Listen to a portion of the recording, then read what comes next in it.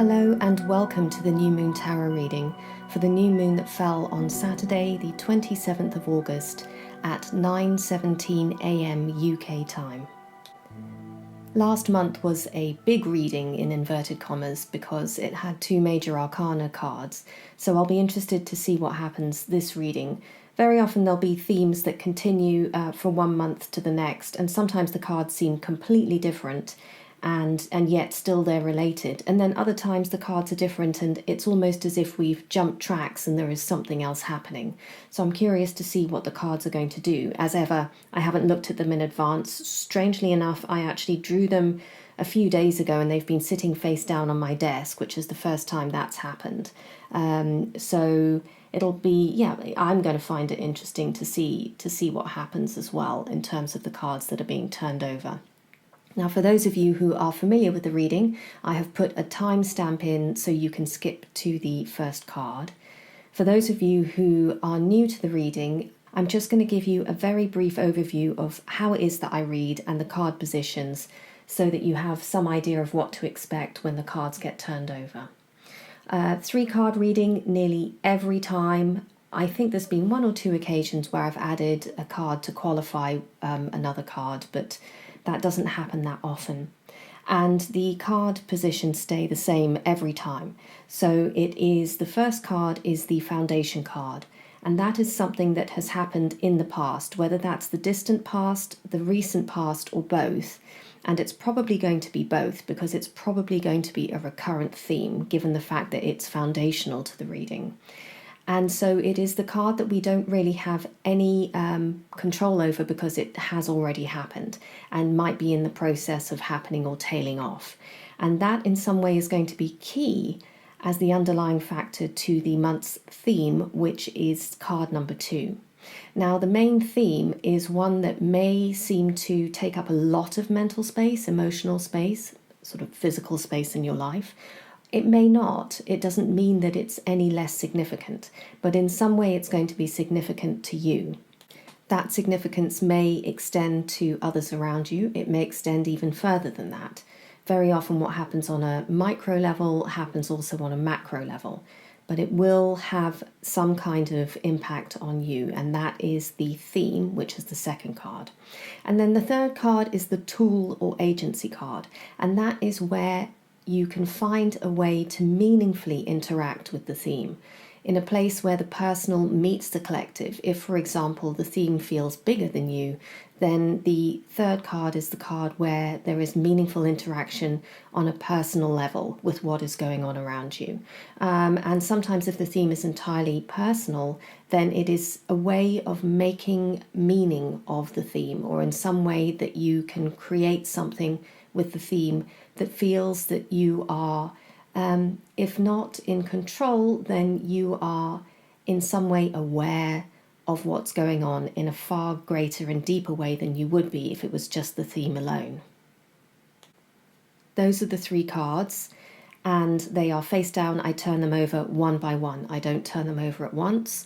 I think there's something quite interesting in seeing what happens one after the other and seeing how a narrative weaves, and that's the way that I read. I weave and weave. So sometimes we'll go back over ground that appears to be covered already, but there'll be another layer of meaning to it.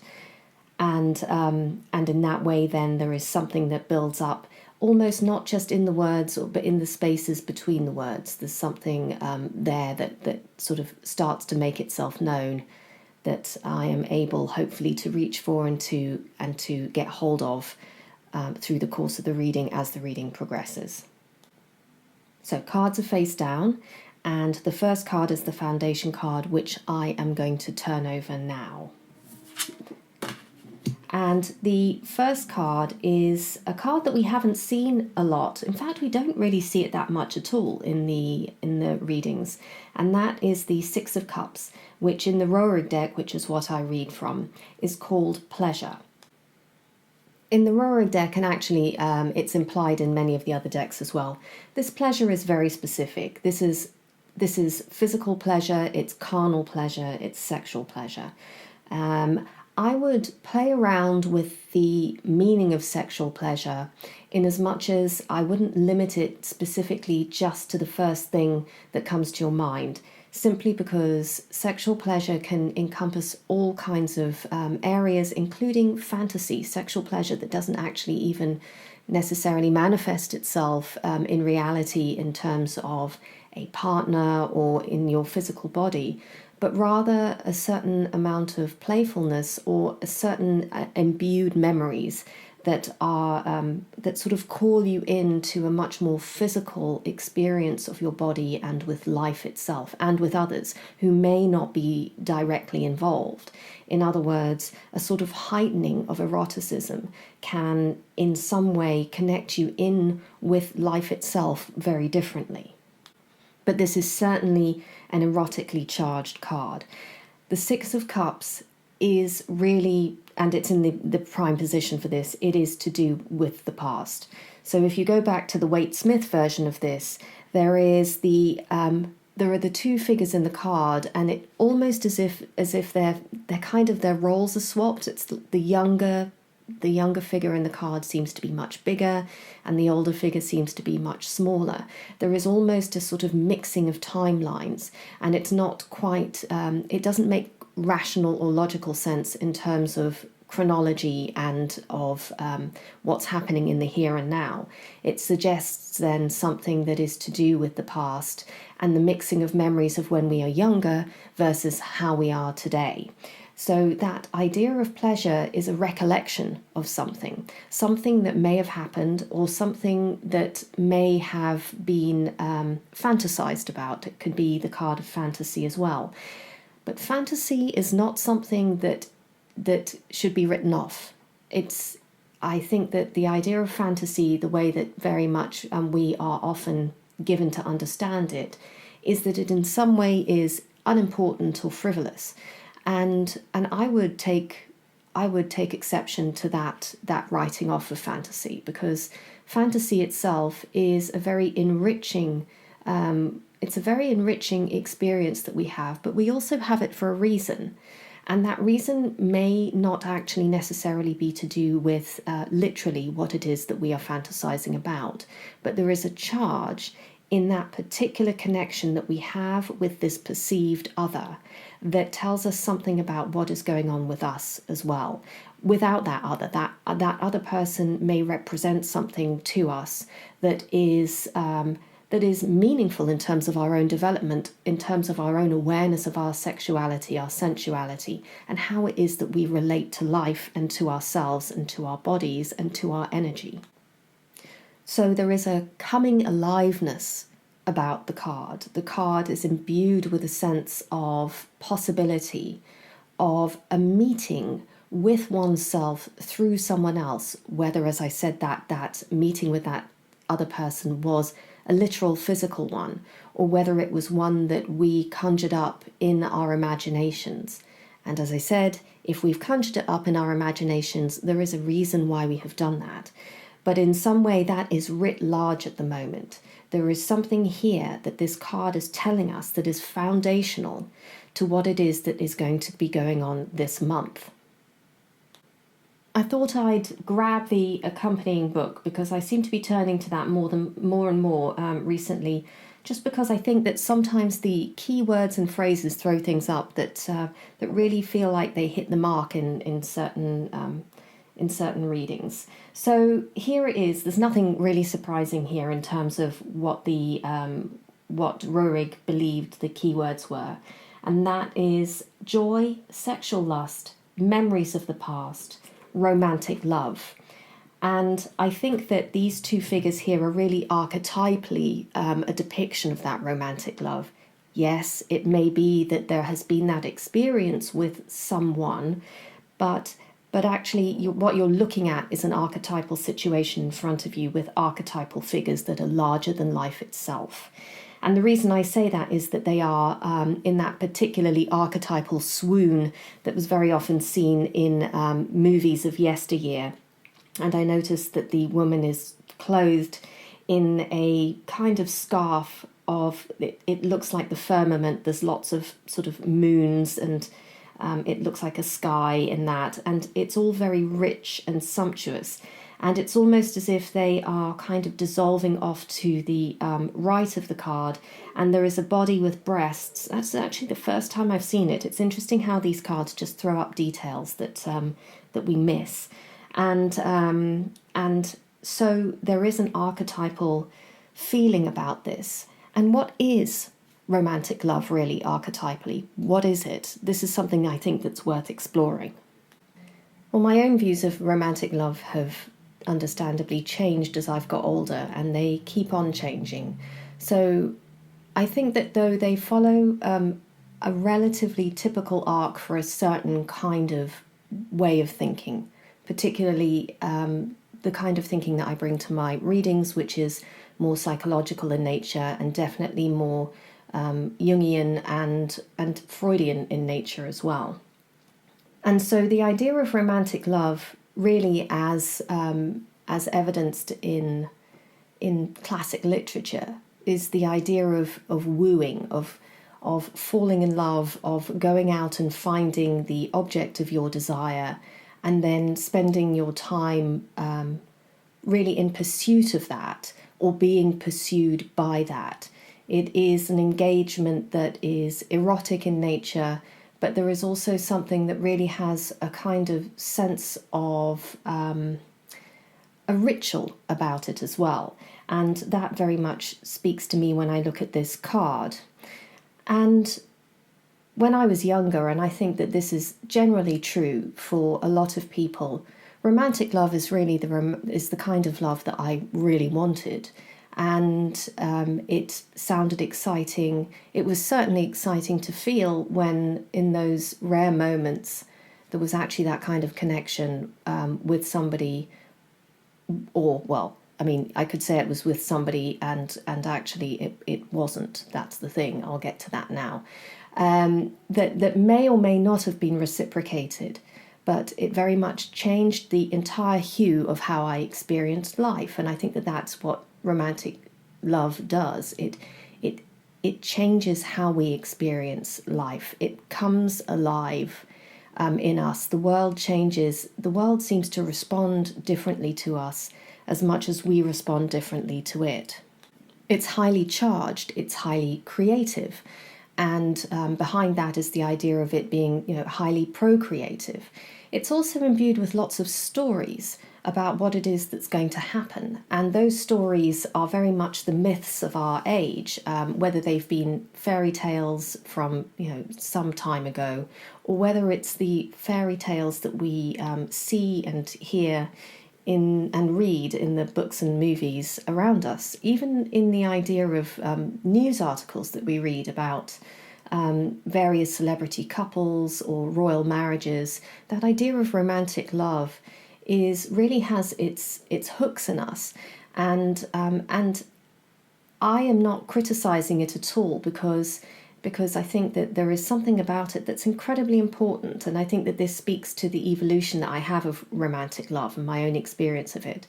When I was younger, as I said, it could take up a very large amount of my time, and probably could take up more time than would ever feature in a real relationship. It's an archetypal kind of meeting of something. And it's what I wanted in my relationships. And then, of course, now that I'm older, I can look back and realize that that's entirely impractical. For the vast majority of us, that kind of romantic love is incredibly short-lived. Many relationships don't live past that because the reality of contending with somebody else is so different that illusions and fantasies can only hold something together for as long as it's able to last. So when the fantasy starts getting interrupted and we start seeing reality coming through, then either it's a sort of adapt or die situation when it comes to relationships, that the relationship either necessarily has to change form, or it falls away because it can no longer sustain the fantasy that we attach to it. So I was hugely idealistic when I was younger, which is very much like the young court cards in the tarot. So if you look at the page, for example, in the Waite-Smith deck, and which is the princess in this deck, there is an idealism there that is wonderful, but it's also young. It's necessary too, though. This is the thing, that without that initial naive curiosity, nothing would happen, nothing would be born, nothing would come into shape. The Princess of Cups is the guardian of the cups, in as much as it is through her the cups and the experience of love is born. And then that moves out then into the idea of the Prince of Cups, which is the Knight of Cups in the Waite-Smith deck. And that the Knight of Cups in the Waite-Smith really encapsulates that idea of romantic love, in that chivalrous going out into the world and seeking out love that one can fall on one's sword for, one can crusade for, that one is, life is given more purpose because the reason behind doing anything is to win the heart and the body of whoever it is that one is crusading for, one is aiming towards. And so that those two court cards are incredibly important, because why even reach for love if it's not worth reaching for in the first place? It's the thing that sparks our desire and our imaginations. And so my own experience of romantic love was idealistic. I went out to try and find it. I got it. It lasted not very long. And as a result of that, you can go one of two ways. And I think that many people experience both. Well, actually, you can go three ways, because the first one is that you are forever trapped in that idea of romanticism, that you never give up the search for it. You are always frustrated eventually, but you will just simply move on to the next relationship. You see that very often in life with people who simply cannot or will not, choose not to stay with the same person, always wants to get a new, somebody who's new, who can carry that projection of romantic love. And then as soon as that projection wears thin, then the next person comes along. And with that comes the new hope and the reinvigoration of that energy. It's re-energized. And I totally sympathize with that, because it's such a beautifully seductive feeling. I mean, it's wonderful to be in. And who wants to go and hit the despair and heartbreak when reality breaks through? So I really understand why it is then you go out and look for it elsewhere and somewhere and someone else. I mean, there is an eternal optimism to looking for that kind of love everywhere. And it is that idea of the lover archetype, which is very much present in the Six of Cups. But then what happens is, if you are one of those people who does not continue to seek out that archetype all the time, that your life is not devoted to that, then I think that what happens is that we tend to hit, many of us, a kind of cynicism about it. My own cynicism meant that I retreated entirely into the psychological perspective, which is, romantic love is purely projection. It is, it's nothing to do with falling in love with somebody else. It is falling in love with somebody through someone else. And I don't disbelieve that. I think that that's absolutely true. But my goodness, it kills any kind of good feeling. And in fact, that good feeling is replaced with that kind of cynicism that I'm talking about. It becomes highly rational. Hearts and cups are replaced by swords. They are replaced by the mind, which throws a different kind of angle onto it, of course. But all swords is not particularly fun. And I think that there is a lack of balance as well. So for all of those eternal optimists who go out questing over and over again for romantic love, I think that there is also the danger of going the other way and of decrying romantic love as being a fiction, and that actually it doesn't exist, and that it's not real, and therefore one must very quickly skip over that part and get to the reality of the fact that we are simply contending with projections, which, as I said, is I think, for the most part, pretty true. But my goodness, it kills the whole idea of the Six of Cups. And there is a reason why the Six of Cups is here, and there is a reason why it has its rightful place in the tarot deck, because it has its rightful place in life as well. So I went from being incredibly idealistic to being really very, very cynical and quite hardened about the experiences that I had that kind of ended in heartbreak and ended in disappointment. I think disappointment really was the thing that was seminal in how I experienced the withdrawing of projections, is that disappointment that actually perhaps what I was looking for doesn't exist. And so the cynicism then becomes quite deep set, and my own retreat into psychologizing about it was my own cognitive dissonance, I think, my own rationalization of why it was that it would never be possible, or it wouldn't be practical to experience the Six of Cups again, because of course it's a way of defending against disappointment, of sadness, of pain. Two songs come to mind when I think about this idea of the sort of setting in of the defending against that kind of pain, and that is 10cc's I'm Not in Love. So go and have a listen to that and read the lyrics, because it really is that sort of defending against the idea of romantic love. And then also Joe Jackson's Fools in Love, where he sings about all of the people who are foolish for falling in love, and then at the end admits that he's one of them.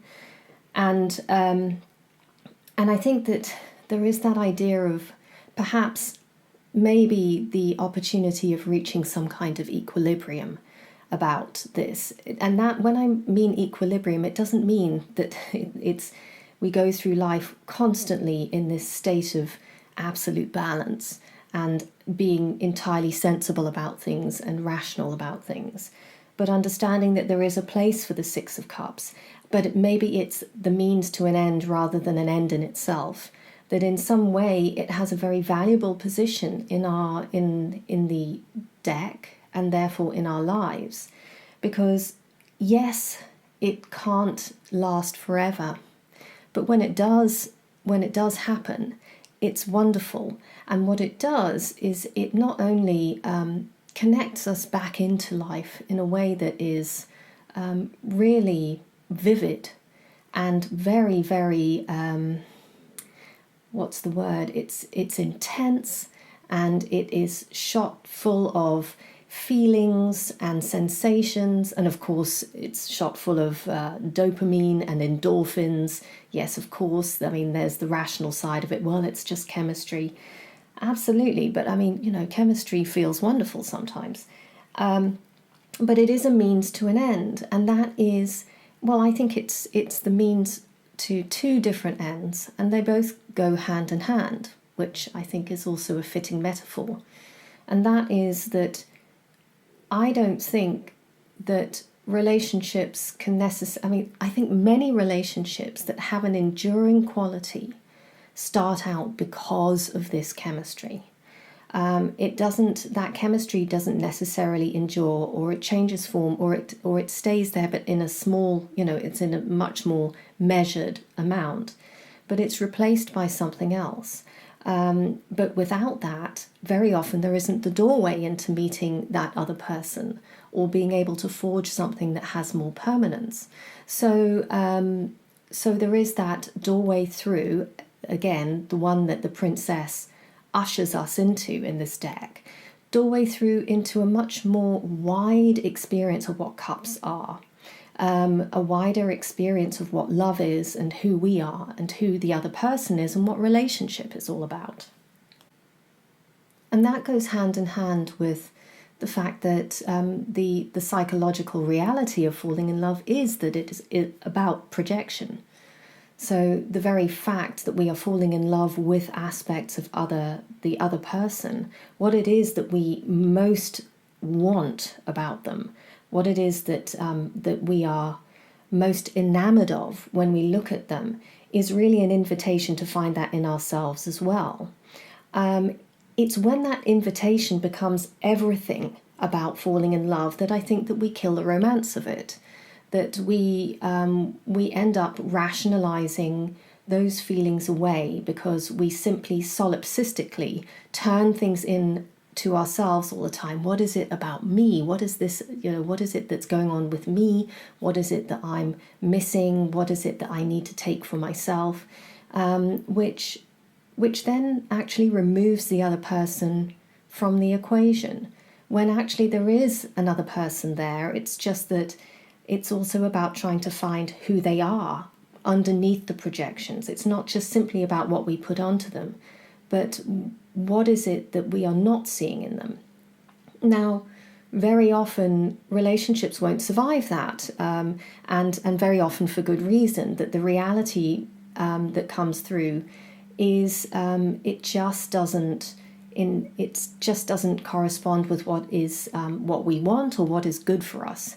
So very often projections will fall, and the reality is that it's just not going to be practical, workable, or healthy to stay with that person. And in fact, sometimes the stronger the projections, the stronger the draw, the more that there is underneath, and that other person is carrying, that is actually incredibly familiar and will very often draw us back into family patterns.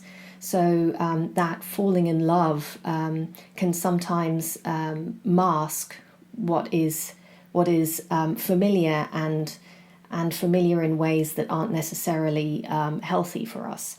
Though sometimes we have to go through them to understand what it is that we keep choosing. But sometimes it is really about seeing the other for who they are.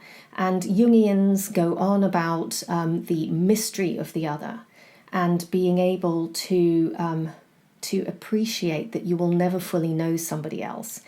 And actually the real experience of that is not an intellectual one. It can't be, because the mind fails at this point, because the mind is trying to understand something that lies beyond understanding. And that's when the heart does come in. And this is where I think that there is a tempering to that psychological, or the psychologizing behind the Six of Cups, is the contending with the otherness of the other, and being able to love somebody in spite of the fact that they are different from what we expected.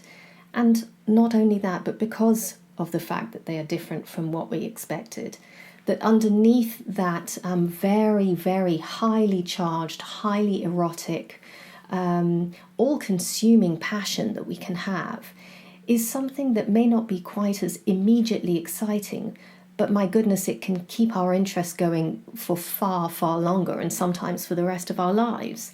To be able to appreciate somebody because they defy our expectations, and because they defy any kind of interpretation that we try and put on them, that doesn't stay there for long, because we don't really know, and we can never know who they are. And yes, we can get to know somebody well, but there is also the assumption that we make that we know somebody inside out is absolutely untrue.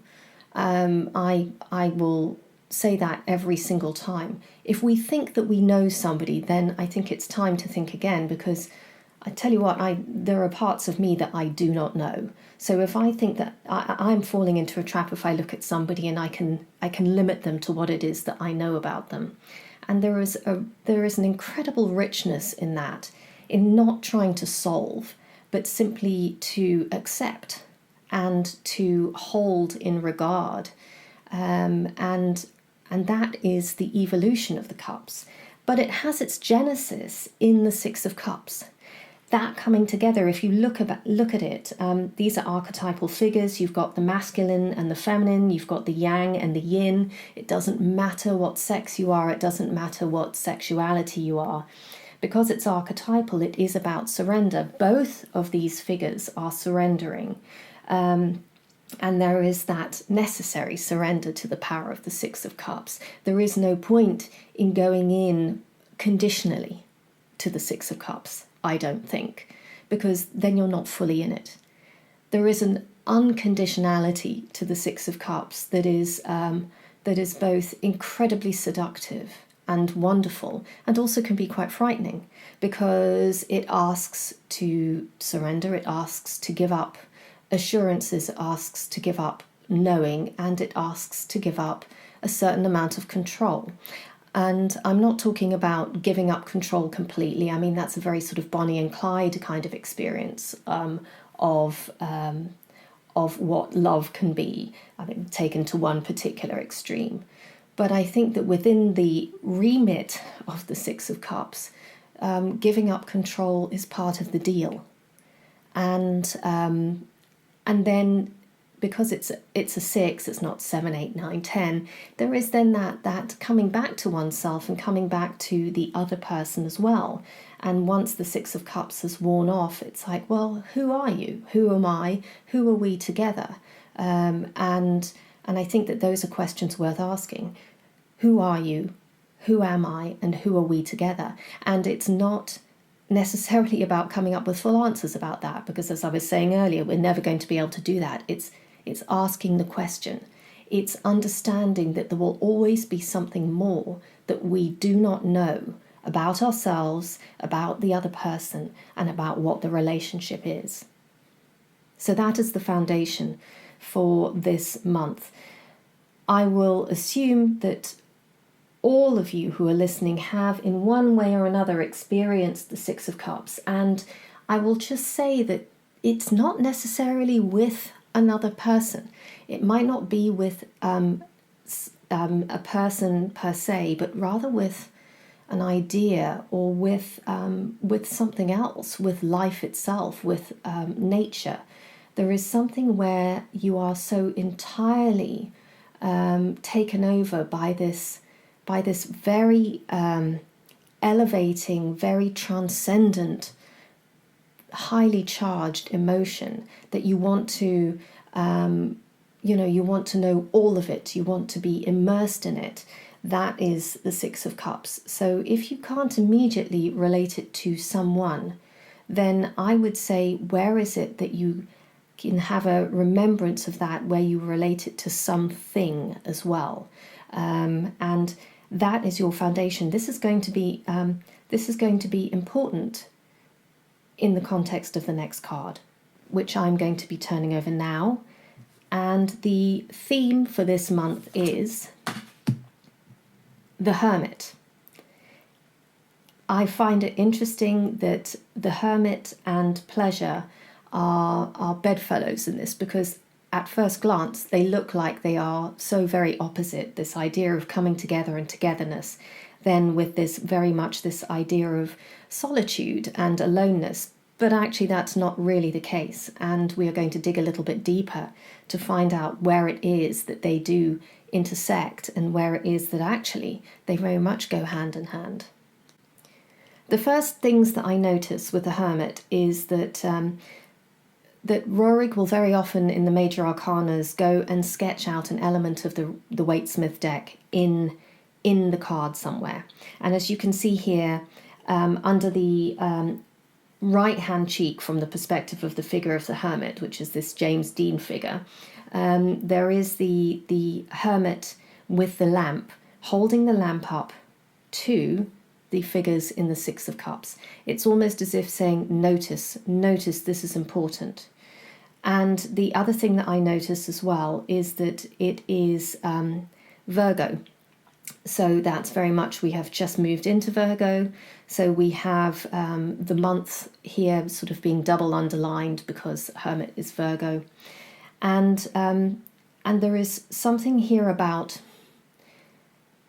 in some way, integrating what it is that the Six of Cups is, that turns that into something that has legs. In other words, it prevails, it stays with you.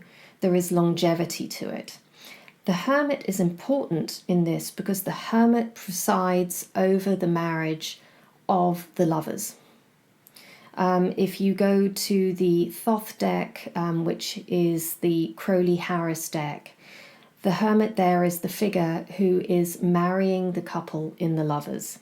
And the hermit, therefore, is key in the coming together of opposites, the moving into what is imminent, in other words, the experience of life down here on earth, and that idea as well of romantic love.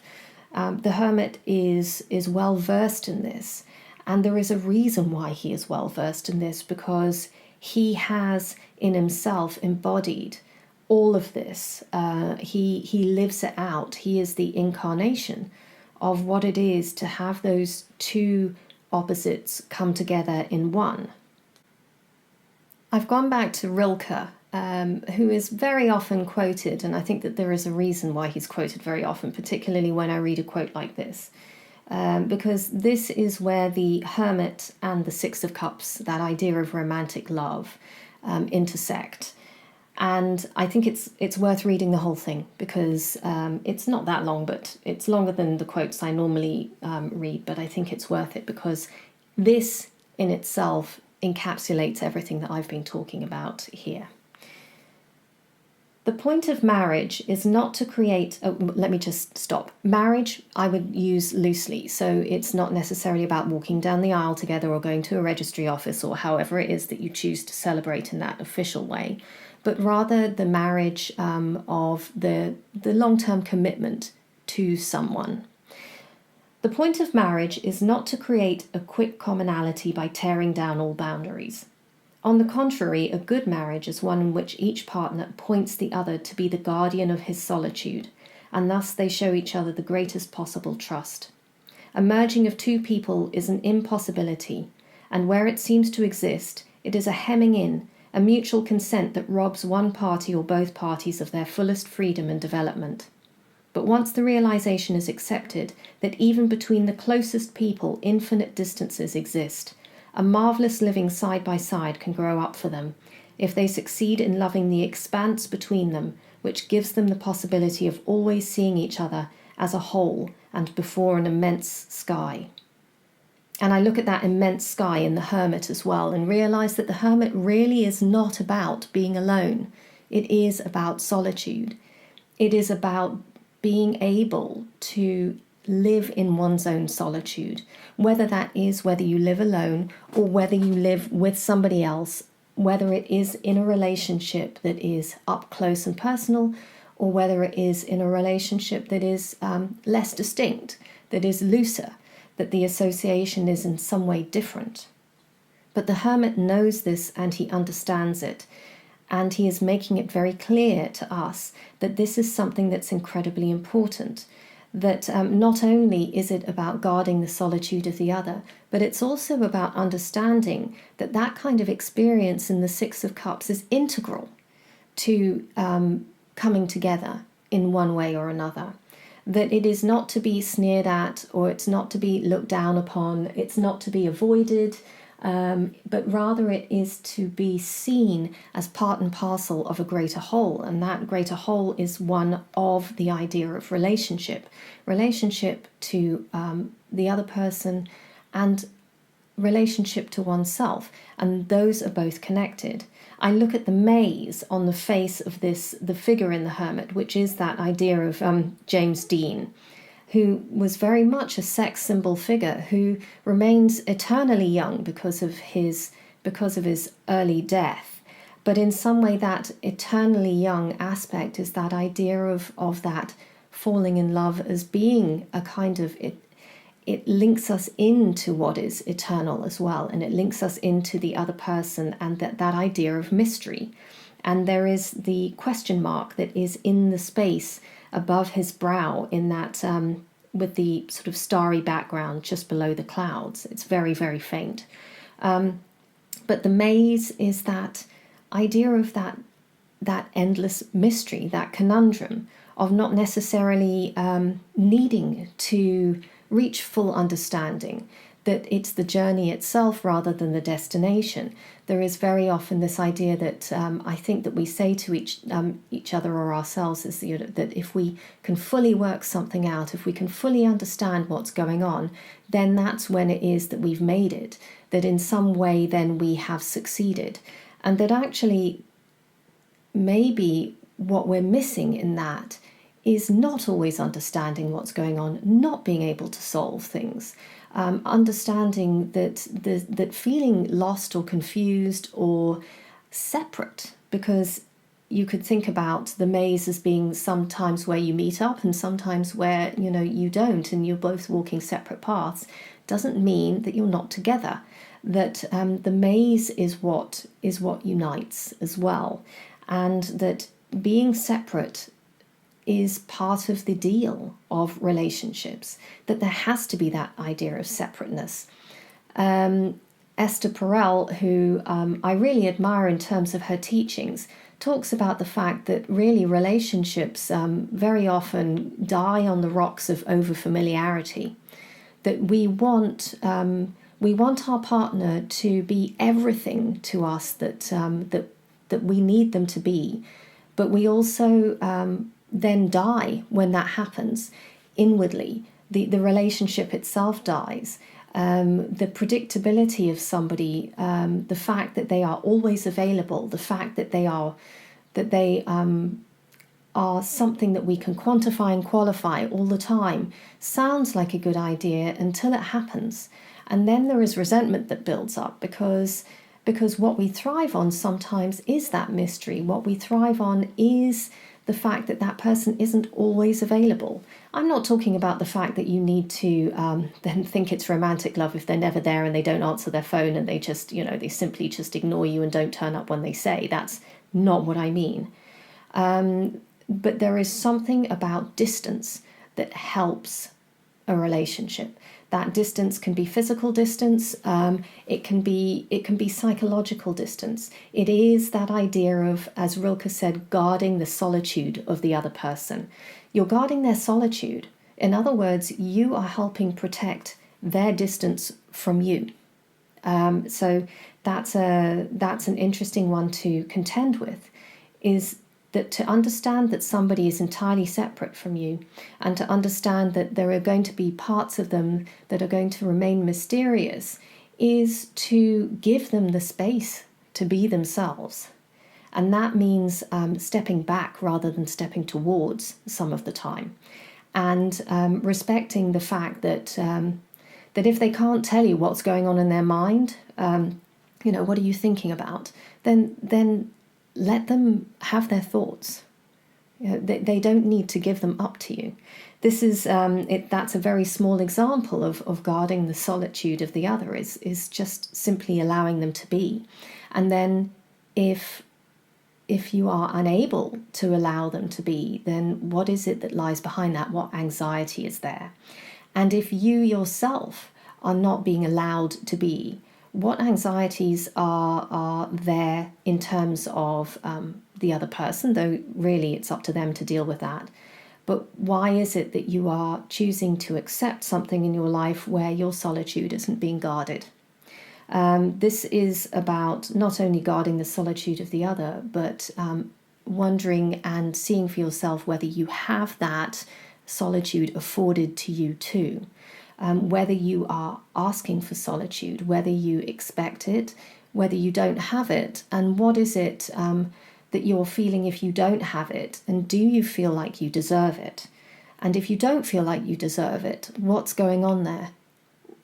These are questions that are worth asking, I think, because without that solitude, there isn't the ability to renew oneself. There isn't the ability to go back to one's own center, to start to rest in one's own wisdom, to know that you are a full and whole person without the other person. The other person brings something different. They can bring something new, but what are you without them? Or what are you when they give you no space? Or what are you when they are there, but they do give you the space within the bounds of your relationship to them? I think that these things are worth questioning. They are worth holding as questions, and again, you do not necessarily need to know the answers, which is another Rilke quote that I have paraphrased there. But this is key. The Six of Cups is key to the hermit's presence. in your life in this coming sort of theme for the month and beyond. I would say the Six of Cups is really key here. The Hermit is not in existence in this particular reading if it weren't for the Six of Cups. And the reason I say that is because of that small sketched hermit figure that is holding his lamp up to the Six of Cups. This is really, really important. Where is it that these two things intersect? Where is it that the Hermit and the Six of Cups intersect in your life, and where the Six of Cups has in some way been the foundation to what it is that you experience as the Hermit in your life now? And then we go on to the final card, which is the Tool or Agency card. So this will give another layer of interaction with these two cards. You're going to be able to see a way that is that possibly casts more meaning onto what it is that you're dealing with these two cards, or at least casts more light onto the way that you can interact with them. And the third card is the Princess of Swords. We have a princess here. So we have that idea of the initiatrix into a particular suit. And interestingly, that we have swords, when I was talking about swords as being something that we very often fully retreat to when we have been stung by the cups. We suddenly rationalize, very much like the 10cc song.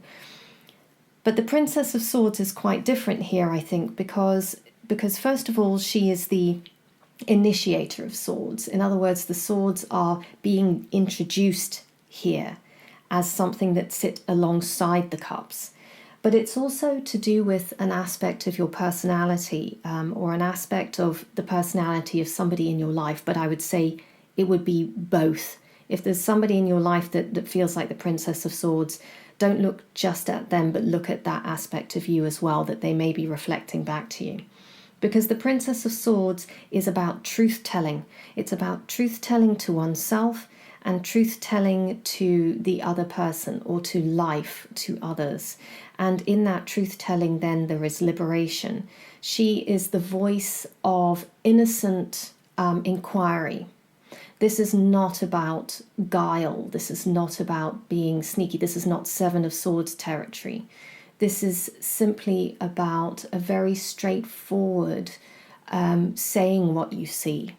It doesn't have to be blunt, and it doesn't have to be sharp, if you see what I mean.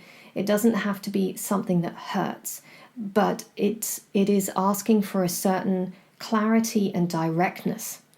The Princess of Swords, because she doesn't have guile, is incredibly direct. And that can feel like it can be, it can take somebody aback. But it's not the pain that's causing that, but rather the fact that so much of our everyday lives is couched in people's conditional phrasing of things, or not wanting to come out with the truth, that the person who does say something truthful can very often come across as being very sharp or very blunt, because it's seldom heard. And so it kind of crosses what we feel is comfortable to hear. And sometimes, being the princess, it will cross what is comfortable to say, but it doesn't mean that we don't say it. So the Princess of Swords here, I look at the card, and there is a chain around her wrist and there is rope. There is that idea, as I was saying, of liberation. She has that headdress of eyes, which are the same colour as her own. She sees everything. It's suggested that the headdress goes all the way round. So in other words, that there is the vision of being able to see. Remember, she brings in the sword suit. This is insight. She is essentially wielding the Ace of Swords in human form. In the same way that I very often say, out of the mouths of babes, this is very much the Princess of Swords as well. The truth will come out, and it can be inconvenient. You look at the words on the card, and the one that stands out for me, it is seen at least 3 times, is rebellion. Now, rebellion can be rebellion for its own sake, and it's interesting that we've got the James Dean figure who featured in Rebel Without a Cause. And I would suggest that the Princess of Swords is rebel with a cause here. And that rebellion may not actually to the Princess of Swords feel rebellious, because she is simply being who she is being. But it might feel rebellious to those people who hear what she has to say. So I would suggest that being a rebel without a cause is saying something for its own sake and then sitting back and looking at the response and looking at the fallout of what one said. And that's not Princess of Swords territory. The Princess of Swords is unconsciously or unself-consciously rebellious. She simply says what she sees, and that's going to be part of what she feels as well. The swords come after cups in the deck. The cups are implied in the swords. There is something here about speaking truth to power. And speaking truth to power isn't necessarily about external hierarchies. It's not necessarily about saying something to somebody who is perceived as an authority figure, but rather it could be things that are accepted as given, things that are accepted as unquestioned fact or unquestioned customs, or just things that are on a more micro level unquestioned in your own life. Things that have just simply always been the way that they've been. And then the Princess of Swords turns up, and in that, if she comes through in you, is saying, but why do we always do it this way? Or why is it that this always happens? Why is it that we say these things when actually the true meaning is something else? Why is it that I tend to do this when actually, if I think about it, that's not how I feel? What is it that's compelling me to behave a certain way, to say certain things, to not say certain things, to hold myself back? Where do I imprison myself by either not saying something or by saying something that doesn't in some way feel true? If you look at the Princess of Swords, that sword is not being used as a weapon. It's under her arm, the hilt is resting against her forearm, and it's implied that she's freed herself with that sword. So she has taken the ace and she has freed herself. And she's not dressed for battle. She is simply being who she is.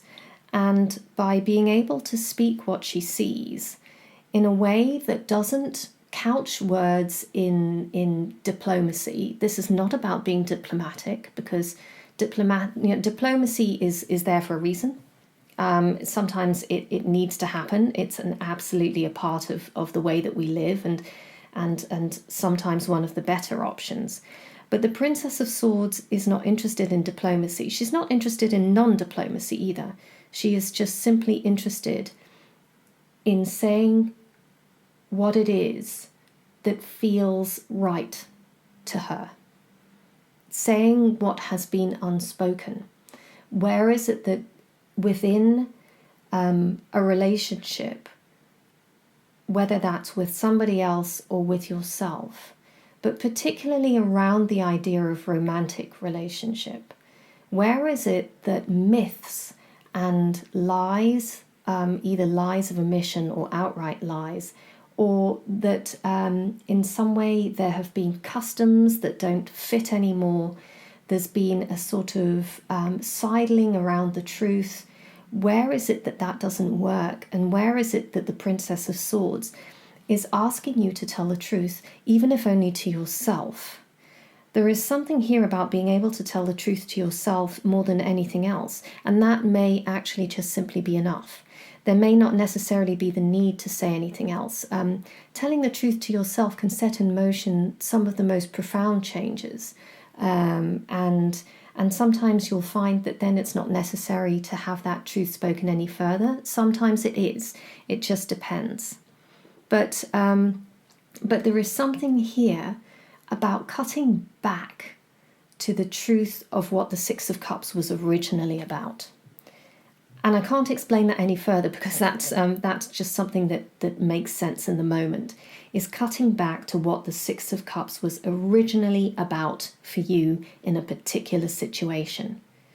To take away everything that has been built up over that that has removed the essence of what the Six of Cups is, that has somehow interfered with the pureness of what the Six of Cups has meant. It is about that idea of solitude. It's that idea of being true to oneself, and the idea of cutting through all of these rituals and practices that we build up around ourselves and each other in relationships that no longer serve the truth of what was originally there and who it is that we are and what we've become. There is something of value in the Six of Cups. There is something that holds the key in the Six of Cups to how it is that we experience ourselves today, and the difference between how we experience ourselves now and how we experienced ourselves when the Six of Cups was there and very present in our lives. There is a need in some way to revisit that, and I don't necessarily mean only mentally, but rather to revisit the emotions as well. There may not be the ability to go back and feel exactly what there is there, but to go back and understand why it was that we felt that in the first place, and not necessarily to dismiss it. There was a reason for it. So in other words, to find the gold that is there, that we may have missed out on, or we may have lost it, or it may have lost its shine over time. And not to, as I said, to relive the past, to go back to where we were. We might not be able to do that. But there is a certain way that the past is still very much present right now. It's just that it may have changed form. But the Six of Cups is valid. There is something here about that archetypal situation that still holds weight. It still holds sway over your life, and there is a reason for that. There is something that it is bringing you that has a wisdom to it, that the Princess of Swords is key to understanding and unlocking, even if, as I said, you only say that to yourself. But I think part of the Princess of Swords is the ability to give voice to it. So the Hermit there is knowing that there is wisdom as well. So you've got a very young card and you've got a very old card in terms of the Hermit, but because the Hermit's still a 9, so in other words, it's a personal archetype in as much as it is about our own soul development. It's about our own inner development as well. So they're very good companions in a way, because the Hermit's been there, seen it all. He has married the lovers. He is showing a light, holding a light up to the Six of Cups. And then there's the Princess of Swords, who brings in the swords. She is the initiatrix of the swords. And she does that by wielding it for herself, but in a way that is, as I said, without guile, unself-conscious, but also unafraid. I'm going to leave it there.